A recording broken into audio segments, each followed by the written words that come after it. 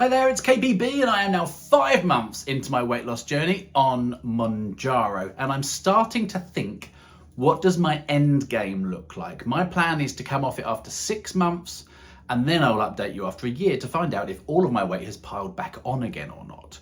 I am speaking now to my friend Sarah. She is a 40-something-year-old who has been on Mounjaro now at this point for 8 months.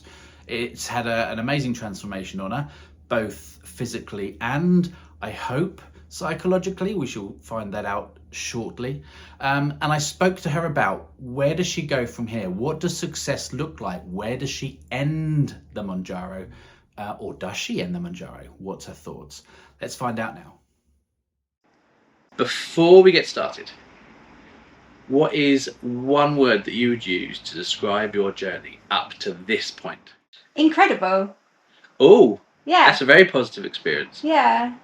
Okay, that's excellent. Okay, so skipping back to the very start of all this, what was the incident or series of incidents which made you think, okay, this is what I now need to do? Yeah, I've always been the sort of curvy girl, or the fat one, I suppose, in the friendship groups, of all my friendship groups. So I've always hated photos of me. You know, I've got very glamorous friends, as you well know, and so when I'm in photos with them, they all look incredibly stunning, and I always feel like the big one in the photos. Always feel like, no matter what. There was never a photo I really liked, unless it's one of those selfies where you're up there like that, where you can't really see any of your body. And it never matters when people say how beautiful you look. It does not matter. It doesn't matter how much my husband loves me. It does not matter, because I think it's all rooted, isn't it, from when you're younger and you're the bully kid or whatever, because you're a little bit chubbier. Because growing up in the 90s, when it was heroin chic and nothing tastes as good as skinny feels, it was kind of tough. And then it was before as well, like all the clothes shops did really the plus size clothes too, so you'd always feel like a bit of a potato. So I've always been one of those people that maybe I'll lose a bit of weight, maybe I'll do Weight Watchers, maybe I'll do Slimming World, lose a bit of weight, or the cabbage soup diet, or anything desperate like that. I lost a bit of weight, well, I lost quite extremely towards my, like when I turned 30. That was just because of my situation at the time. That was a mental weight loss thing. That was mental. I lost 6 stone. I was a bit like, I lived in Romford, and I was a bit like Forrest Gump of Romford. I started running and I just didn't stop, and it ended up with like marathon running and doing loads, but then I had an injury and it wasn't obviously sustainable, so I hadn't changed my mindset or anything like that. I just thought running was the answer to weight loss, and there's a lot of different, like, in the equation for the answer. It's not just one thing. And running, you were probably running in all sorts of ways, weren't you, at that point? Yeah, I mean, yeah, and I was younger too. I think when you're in your late 20s, you're a little bit more invincible than you are in your 40s. So that was the only time I've ever lost significant weight loss, and then it started creeping back and back. And then, in my 30s, I tried gastric bands. I've got a gastric band still, because I don't know what else to do with it. It's still in there. It's absolutely pointless. Don't do gastric bands, kids. They're just pointless. So I've been my whole pretty much adult life desperate to not be that fat kid in the photo. And I think, I look at photos from this time last year and smiling, but it just was, it's me. And like you say, it's psychological. Obviously, it doesn't matter what people say to you. That you're perfect, doesn't matter. I didn't want to be wearing size 18, 20s. I wanted to be like my friends in 12s, 10s. And I guess as well for my health too.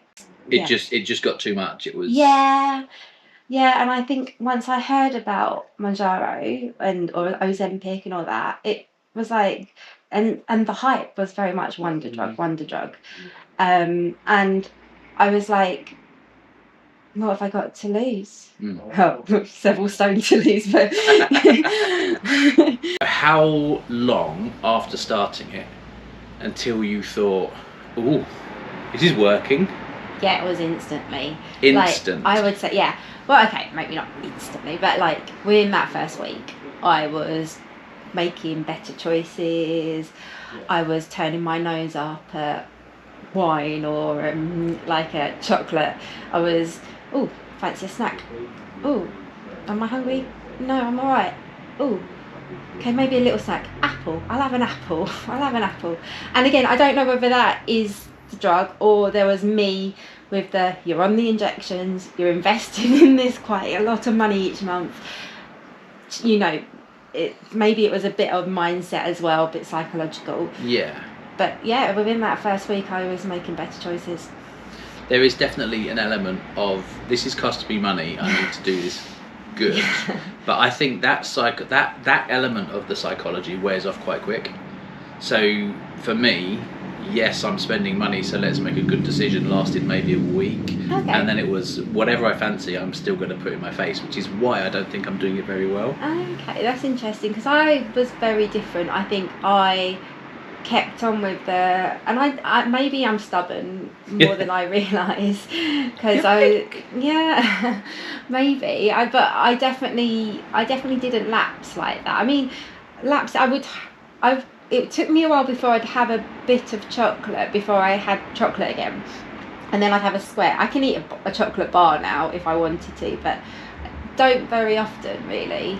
And that's different. So previously it was like a chocolate bar an hour. like I used to work somewhere they had a snack cupboard, and yeah, I was snacking dangerous all the time, snacking. Yeah. So is there a food or drink that has betrayed you, something that was a favourite, and now you just think, if I eat that, it just gives me sadness? Yeah, I do miss my nice bottle of Garvey. Or what's a Garvey? Garvey is a nicer wine. I've got some in the fridge if you want. That was like a family on Benedict.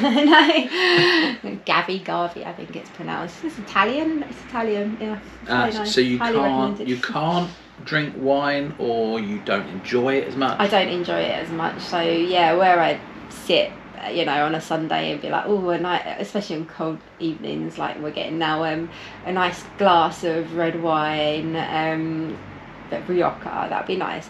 And I'll take a sip and I'm like, well, no, I don't really want it.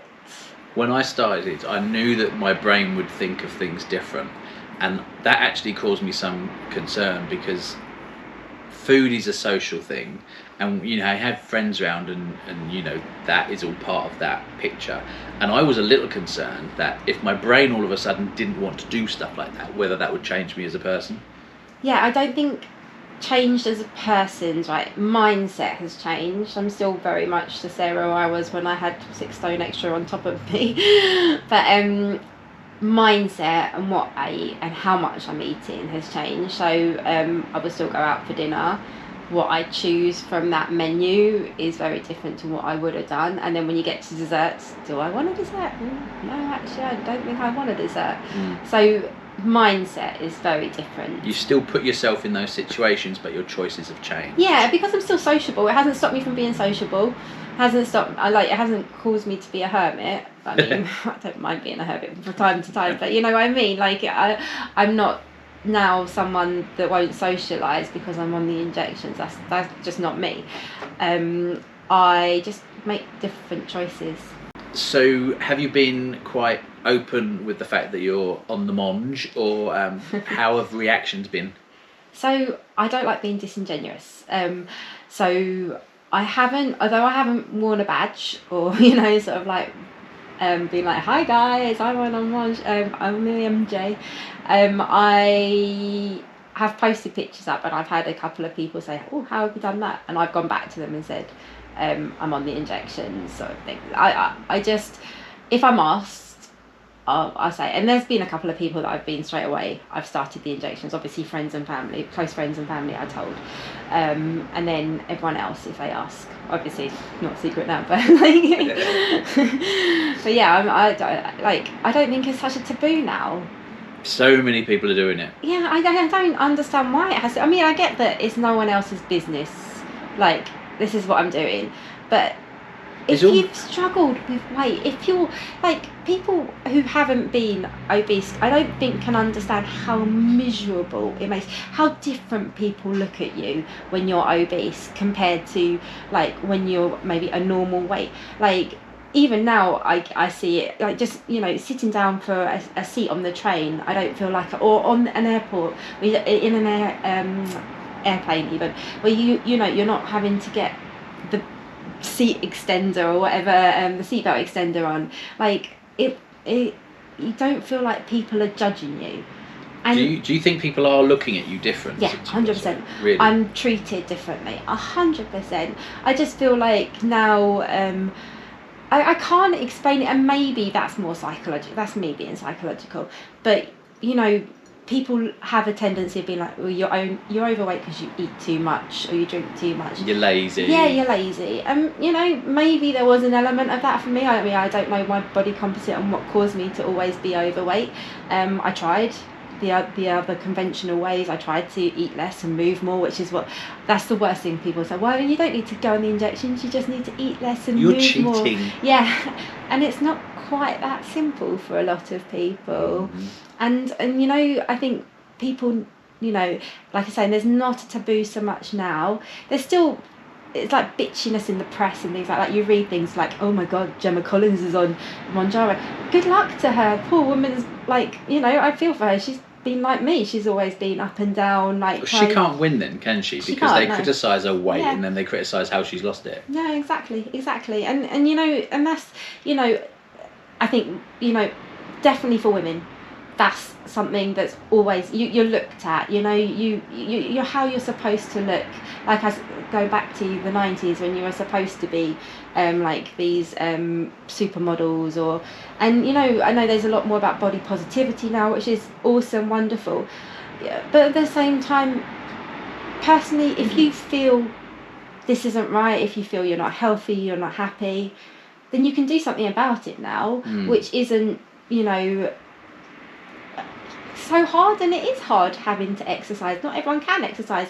It took me a lot of weight. I had to lose a couple of stone before I was able to start running. Like, I only started running probably, say, May, June. I did the couch to 5. That's how I started the running again. So those months before, I was too big to still run, because like, it's hard to do. It's hard on your joints. Yeah, it is hard to do. So, you know, it's not just as easy as moving more and eating less for people. And I think people need to be kind. I think also we talked about, or you mentioned body positivity being quite a big thing now. It wasn't in our formative years. Oh my goodness, no.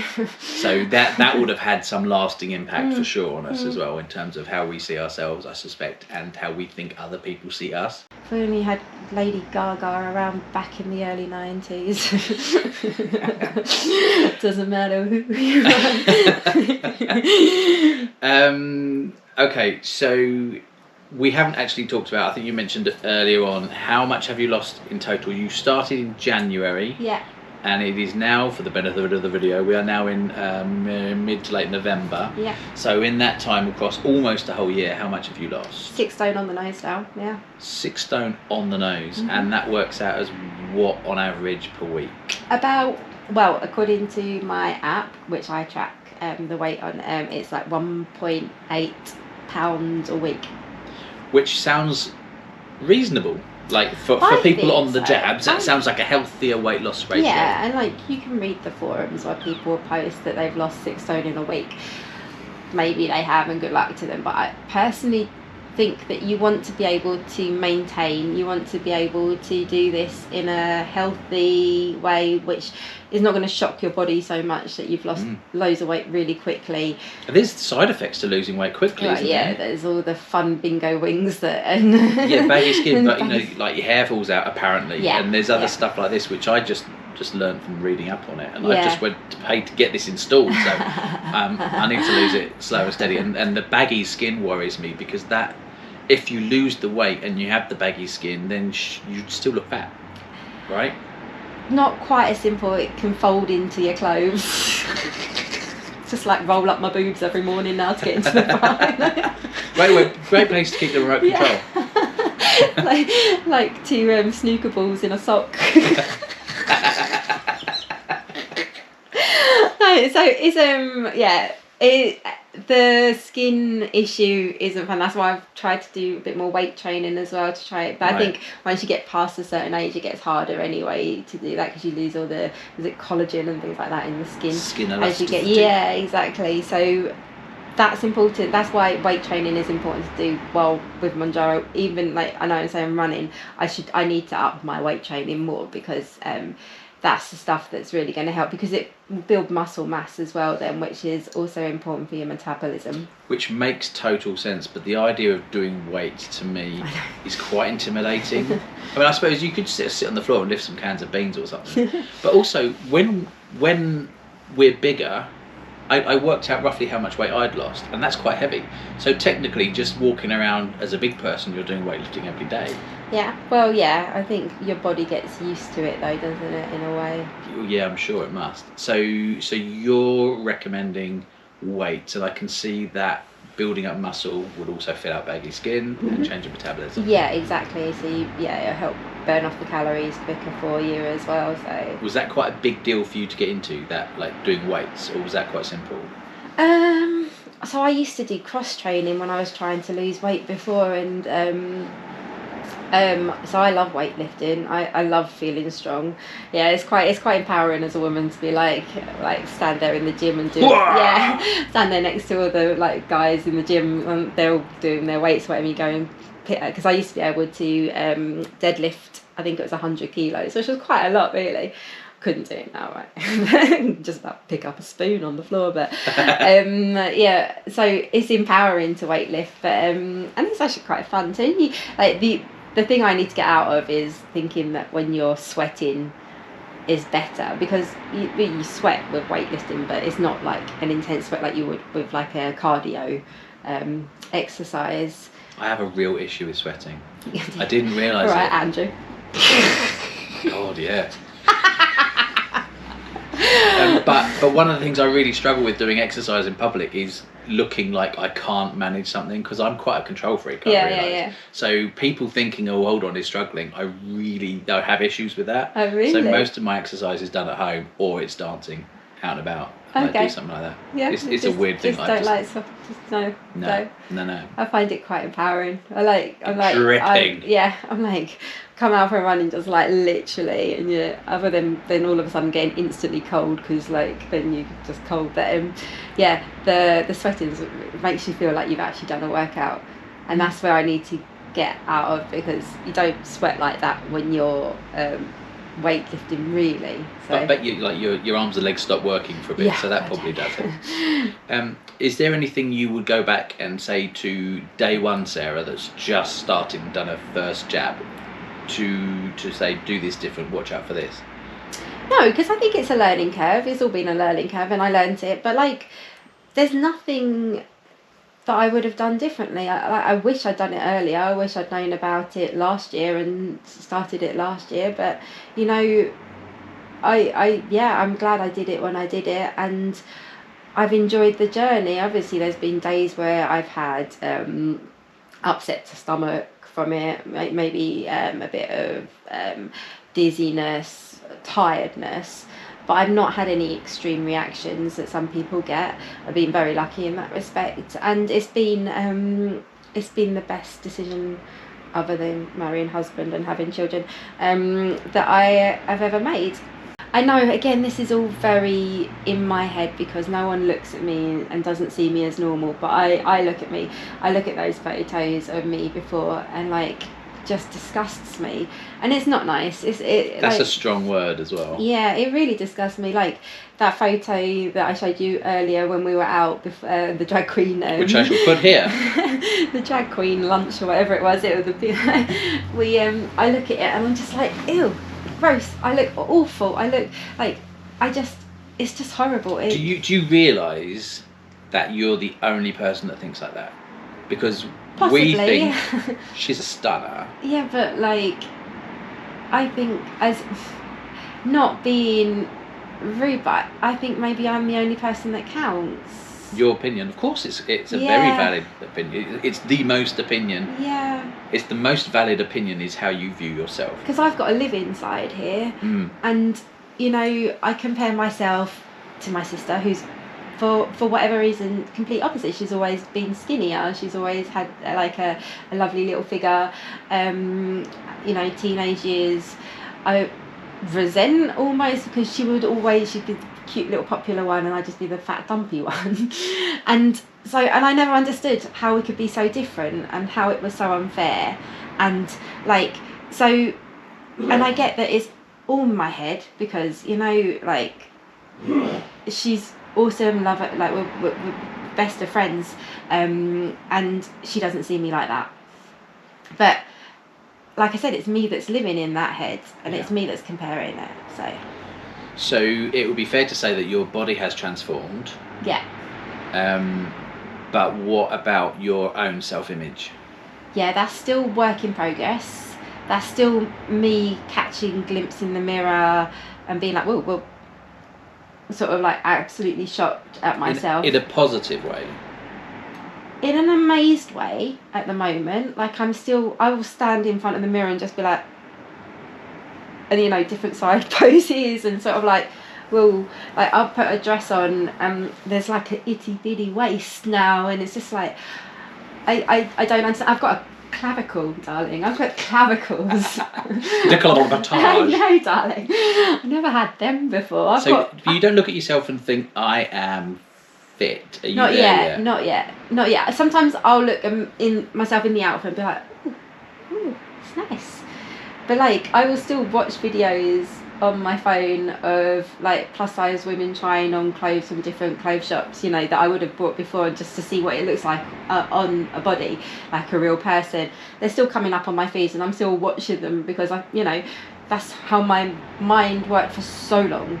Yeah. So it's only been almost a year, not quite a year yet. So I've still got to catch up. My mind has to catch up with my body. Yeah, and I'm very much with you on that. Like, I guess we don't know what the answer is. Hopefully in time, because you were a bigger person for longer, that your brain will just get used to being svelte. It's just something that I've grown up thinking, to be accepted, you have to look like this. Since you've lost your weight, do you think that your family look at you any different? No. I mean, I fit into one of Bonnie, my 20-year-old's tops the other day, which I don't know if she should. Both my girls are very encouraging, bless them, and so is my husband and all of my family actually. But like, I don't think they look at me different. They just see this. I'm Sarah, and that's that. Would they have seen a difference in your, not necessarily your confidence, but just in how happy you are in yourself? Do you think? Yeah, definitely. And, you know, they can see I'm going to the gym again, and, you know, that's so important for mental health. Life after Mounjaro, what does that look like? How do you come off it? Do you scale it back, or? Yeah, this is still very much a up in the air question for me, because I don't know yet. I feel like I want to lose a little bit more, just so I've got a bit of a buffer zone to play with, if that makes sense. So you want to lose more than is healthy, so no, that not you've got more than is healthy. You've got space to like pig out. Well, if you look at my BMI, I'm still overweight. So BMI is bollocks, isn't it? BMI is bollocks. But still, it's still what the NHS go on, and so if I haven't got much more to lose, don't get me wrong. I'm not saying I'm going to be on another 6 stone. That's just ridiculous. It's nothing like that. At tops, another stone. You know, it's just I want to get to a point where I'm like, okay, that's my absolute bottom, and then how I come off if I go cold turkey. Then I can try my very best with the lessons I've learned about, you know, how I'm eating, what I'm eating, and how I'm moving, and taking that forward. And worst case, if that doesn't work, back onto the jabs, and have like a maintenance plan. I don't know what that looks like. I want to read that.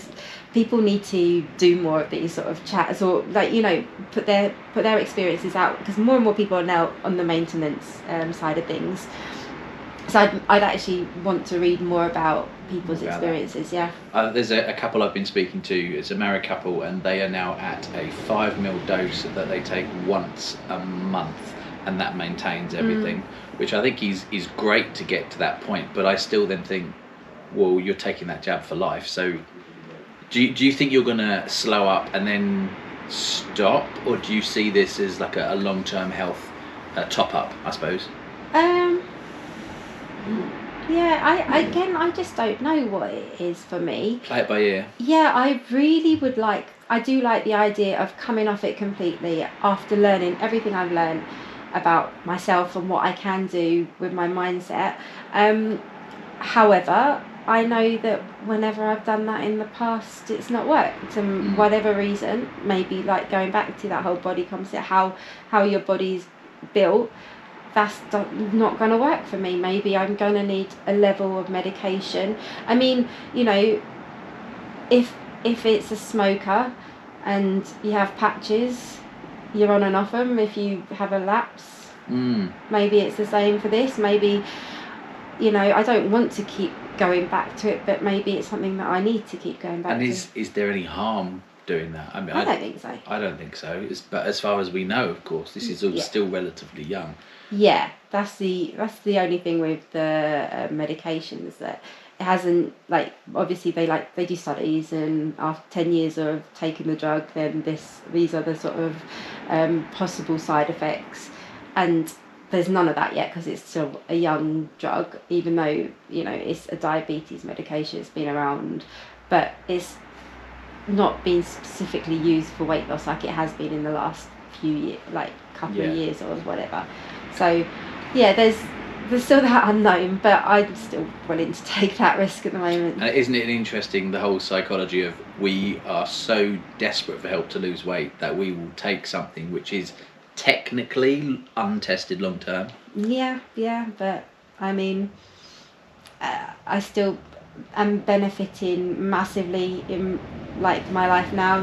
You don't know what's I could be hit by a bus like as a bus goes past, but I could, you know what? But there's other health benefits as well, isn't there? When you lose the weight, your joints are better, your cholesterol in theory is going to go down. That's what I'm hoping for. And there's a whole kind of other like surrounding benefits. It's not just how you look, it's the insides and the health benefits that come from it. Absolutely. And I think overall the mental health benefits, harder to measure, but definitely very up there. Yeah, very much so.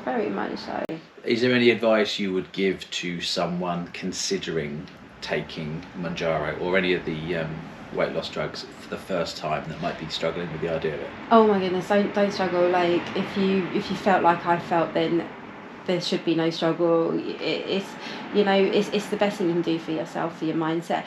I would say take measurements as you go through your journey. Take like weekly, when you do the jabs, weigh yourself, record the weight. There's lots of apps you can use. Maybe a food diary too if you're struggling to start with.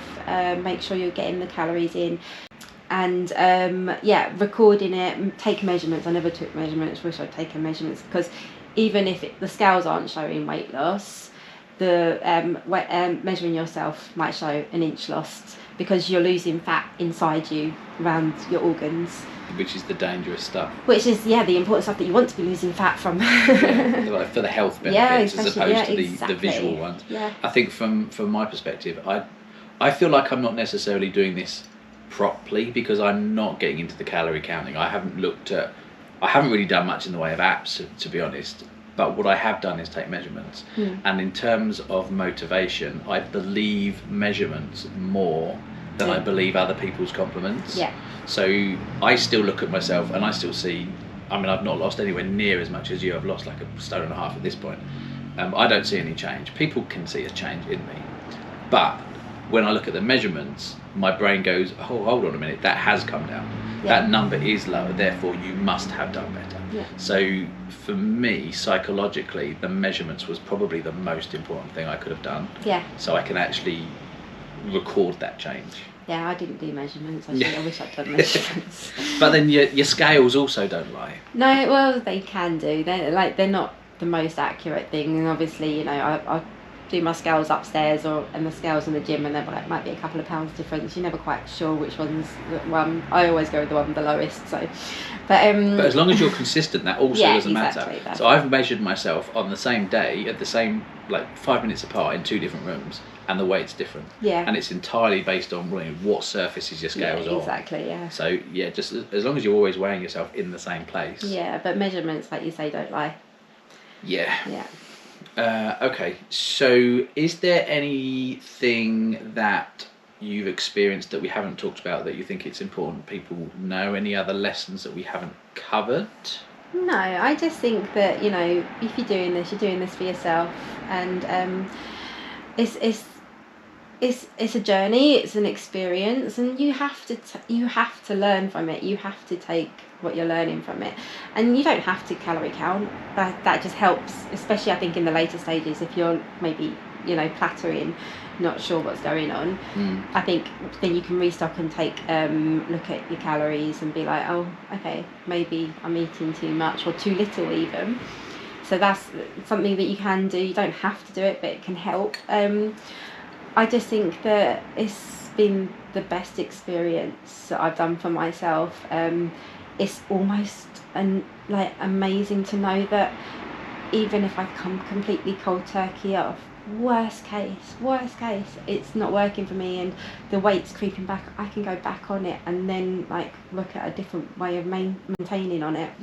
Has there been, at this stage, so almost a year on, has there been any negatives? No, other than the price. Price, yeah. Yeah, I mean, and that's a big thing at the minute. Yeah, I'm being fortunate. Obviously, work hard for my salary, but it's a big chunk of money each month. But then with takeaways and bottles of wine. Yeah, it makes up for it in other areas. Plus, also, you would happily pay money to maintain your car and make sure it was roadworthy. That's a blue job. That's his problem. Okay, but there's probably an equivalent, isn't there? So if you looked after something that you were very that you liked and you wanted it to work well, you would pay money to make sure it was maintained. Of course, exactly. So I think it's almost considered unfashionable or wrong to invest in yourself in that way. Yeah, a little bit. I mean, it's priceless at the end of the day to invest in yourself, to make yourself feel good about anything. And you know, if for you that's taking weight loss injections, then that's what you need to do. Like I champion them and say they've been the best thing I've done, like for myself.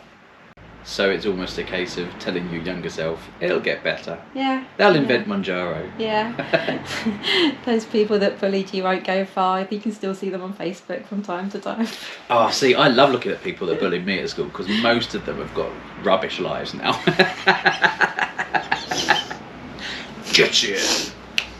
Right, thank you so much for talking to me. It's been really interesting to get your perspective, and I would consider a massive success story as well. I do think conversations like this, though, for people that are struggling and looking for options, I think they're very, very useful. Certainly from my perspective, when I was trying to find information on Mounjaro, you get a lot of before and afters, don't you?